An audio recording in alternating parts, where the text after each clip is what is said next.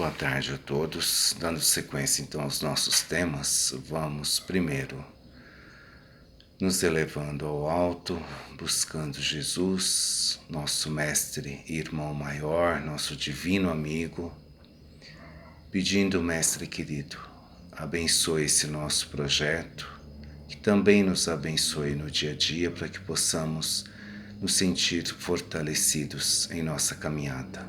Assim seja. Bom, o livro então é o Ideal Espírita, que é ditado por autores diversos e a psicografia de Francisco Cândido Xavier. O tema é o espantalho. O astuto comandante de entidades das trevas reuniu a pequena expedição de companheiros que voltavam da esfera física, onde haviam ido em combate aos espíritas, e lhes tomava contas. Eu, dizia um dos perseguidores sarcásticos, torturei a cabeça de fervoroso pregador de Kardec, impedindo-lhe o acesso à tribuna por mais de 2 meses. Ótimo, falou o chefe. Entretanto, isso terá trazido muitos benfeitores ao socorro preciso. Eu, chacoteou um deles, consegui provocar a queda de uma criança anulando o concurso de operosa médium passista por 2 semanas. Excelente, concordou o diretor das sombras, mas não resolve, porque muita gente do plano superior terá vindo. Outros relacionaram atividades inferiores diversas sem que o mentor cruel demonstrasse encantamento maior.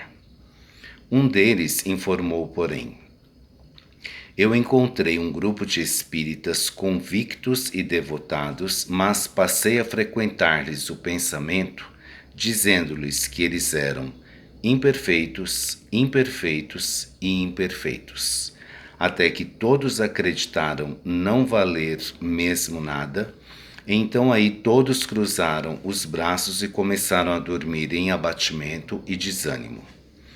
O tenebroso dirigente deu enorme gargalhada e recomendou à turma sombria a levantar com urgência em cada sementeira do espiritismo o espantalho da imperfeição.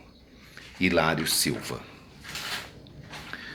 Bom, esse tema, na verdade, ele serve para todos nós encarnados, mas ele se dirige especificamente aos espíritas, a nós espíritas. E nós percebemos também o que? 2 grupos. O primeiro grupo, assim como acontece problema na vida de todo mundo, o primeiro grupo passa por situações que eles acabam se afastando temporariamente do trabalho, mas eles se esforçam, resolvem a situação e aí voltam às atividades. Já o segundo, aceitando as sugestões negativas, eles simplesmente desistem. A diferença aí está no quê? No orai e vigiai. Porque sugestão todos nós podemos receber. Se nós baixamos a guarda, claro que nós vamos aceitar essas sugestões com mais facilidade. O cuidado que nós devemos ter diariamente é o que nós afirmamos para a nossa mente e como nós condicionamos a nossa mente. Então, na afirmação é assim, se nós afirmamos, sou imperfeito e pronto, essa afirmação ela vem acompanhada de outros sentimentos, como o de culpa, incapacidade, inutilidade, inferioridade. E daí nós sabemos que para a depressão é um passo. Se nós pensarmos de uma forma diferente, sou imperfeito, mas eu tenho a oportunidade de melhorar, de me melhorar. Posso fortalecer a minha vontade, a minha capacidade com a minha reforma íntima e pedindo o auxílio superior, tendo a certeza que o auxílio vem. Então, ou seja, já muda a situação. Outra coisa também quando em relação ao condicionamento, então quando nós colocamos condições para nós mesmos. Então, ou seja, só vou começar a frequentar uma casa, só vou começar a estudar na condição de. Então, por exemplo, estar preparado. Se nós esperarmos por isso, vai ser difícil.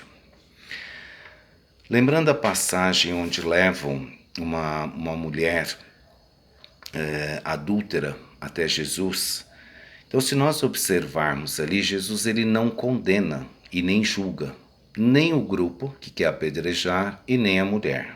Por quê? Ele solta uma frase para reflexão, que claro, como profundo conhecedor da alma humana, ele então diz: aquele que estiver puro de pecado, que atire a primeira pedra. Com essa frase, ele faz com que o grupo faça o quê? Um exame de consciência. Isso sim é correto para nós, fazermos um exame de consciência, mas também não nos julgarmos.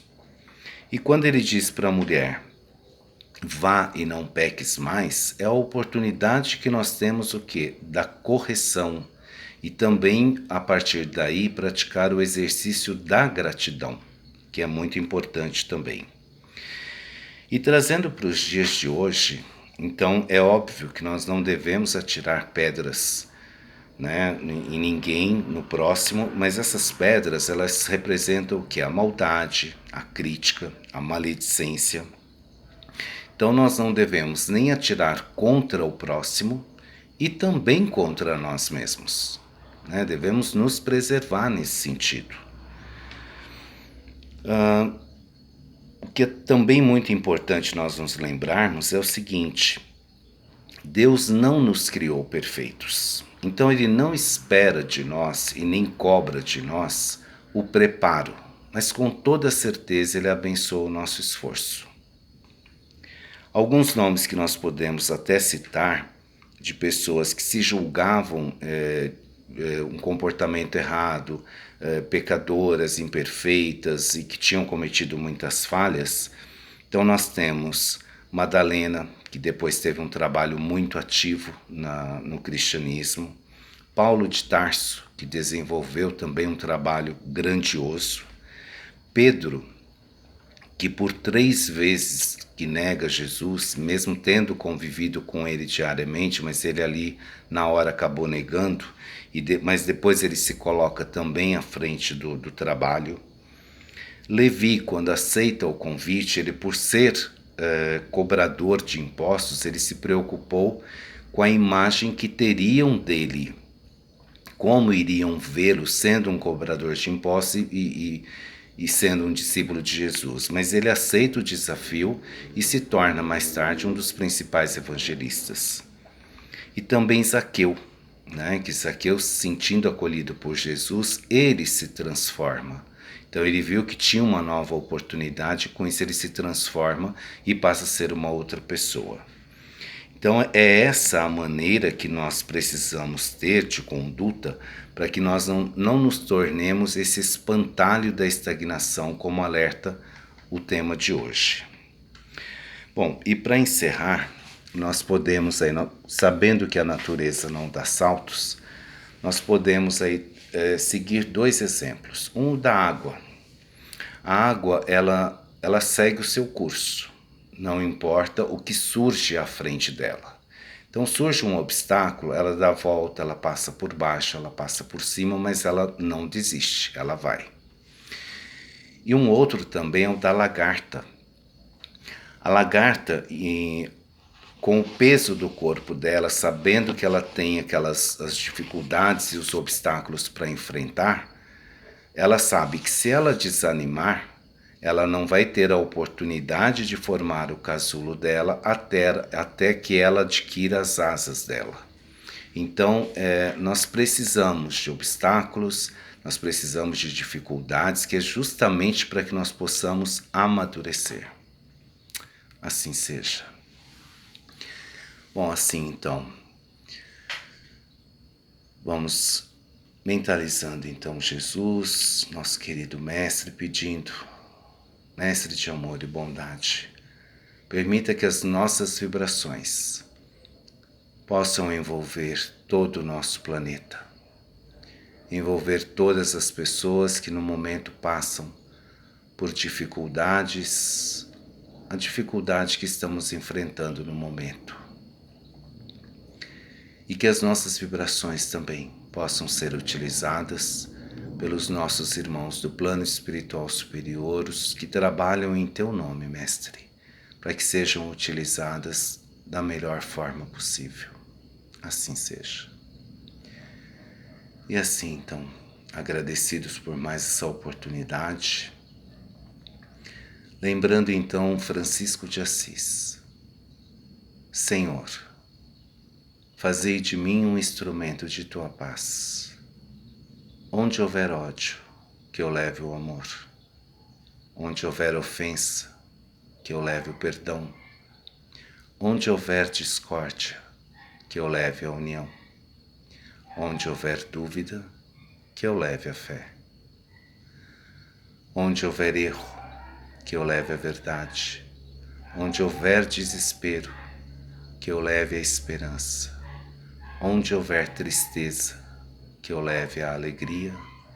Onde houver trevas, que eu leve a luz. Ó Mestre, fazei que eu procure mais consolar que ser consolado, compreender que ser compreendido, amar que ser amado, pois é dando que se recebe, é perdoando que se é perdoado, e é morrendo que se nasce para a vida eterna. Assim seja.